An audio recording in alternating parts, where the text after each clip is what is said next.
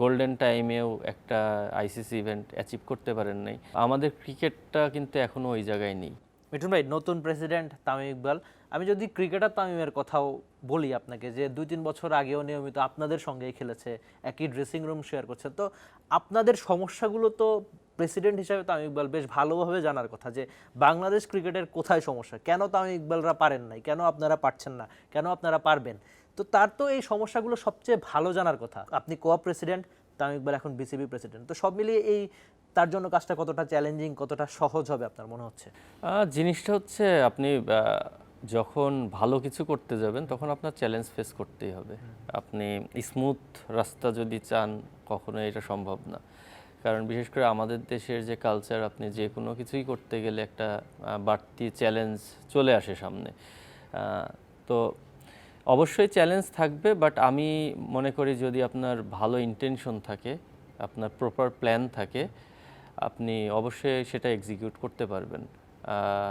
যেটা বললেন যে তামিম ভাই যেহেতু রিসেন্টলি ক্রিকেট ছেড়েছে, উনি কিন্তু বা উনাদের যেই ইয়েটা ছিল, মানে না পাওয়া যে স্বপ্নগুলো ছিল ওনাদের, আমি ডেফিনেটলি যে ব্যক্তিগত জীবনে অনেক কিছু অ্যাচিভ করেছেন দল, হ্যাঁ, কিন্তু দল হিসেবে একটা কথা আমরা সবসময় বলি আইসিসি ইভেন্ট।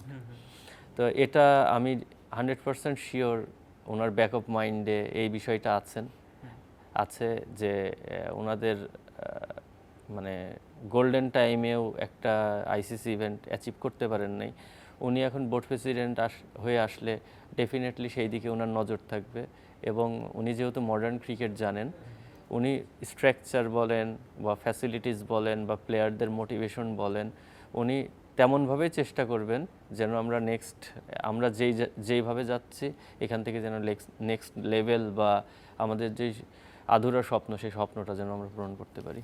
মিঠুন ভাই, আলটিমেটলি ক্রিকেটার ভালো থাকলেই তো ক্রিকেটটা ভালো থাকবে। আপনি যদি ওই ঘরোয়া ক্রিকেটের কথা চিন্তা করেন, যারা লিগ খেলে, তামিম ইকবাল এসেই তাদের স্যালারি বাড়িয়েছে। আলটিমেটলি আপনি ঢাকায় যারা থাকে, হয়তো যাদের সব কিছু আছে, কিন্তু আপনি ঠাকুরগাঁওয়ের কথা চিন্তা করতে পারেন, কুষ্টিয়ার কথা চিন্তা করতে পারেন, ওনারা যে কোনো জেলা থেকে যে ছেলেটা এসে খেলে, তার তো এই টাকাগুলোই আলটিমেটলি বাড়ানো দরকার। আমি যদি আর্থিক হিসাবও করি, তো তামিম ইকবাল এসেই তার প্রথম বোর্ড মিটিংয়েই যে ক্রিকেটারদের দিকে নজর দিয়েছে, আপনি এটা কিভাবে দেখেন?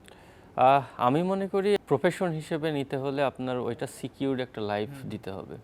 আপনি যেই প্রফেশনে আপনি সিকিউরড লাইফ পাবেন না, সেই প্রফেশনে কেউ যেতে যাবে না। তো আমাদের ক্রিকেটটা কিন্তু এখনও ওই জায়গায় নেই।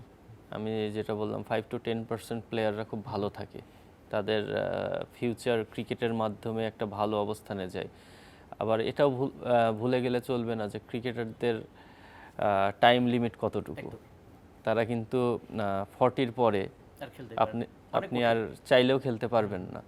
তারপরে কিন্তু আপনাকে নেক্সট কোনো কিছু খুঁজতে হবে। আপনি যে সবাই কোচ বা কমেন্টেটর হবে না। আবার খেলতে গেলে আপনি যখন প্রফেশন নিবেন ক্রিকেটকে, তখন আপনার এডুকেশন লেভেলটাও কিন্তু ওই জায়গাটায় যাবে না, ওই জায়গাটায় আপনার স্যাক্রিফাইস করে আসতে হবে। আবার ক্রিকেটেও কিন্তু এত জব ফ্যাসিলিটিস নাই যে যত প্লেয়ার ছেড়ে যাচ্ছে সবাইকে আপনি আবার জবের সাথে ইনভলভ করবেন। তো এই কারণে আমার মনে হয় যত বড় পরিসরে আমরা মানে প্লেয়ারদেরকে হেল্প করতে পারবো, প্লেয়ারদের সিকিউরড লাইফ দিতে পারবো, আমার মনে হয় তত বেশি মানুষ আস্তে আস্তে ইন্টারেস্ট শো করবে এই প্রফেশনে আসার জন্য। For more updates, subscribe to our YouTube channel and click on the bell icon. Follow us on Facebook and Instagram. Download T-Sports app to enjoy exciting games and highlights. Visit tsports.com.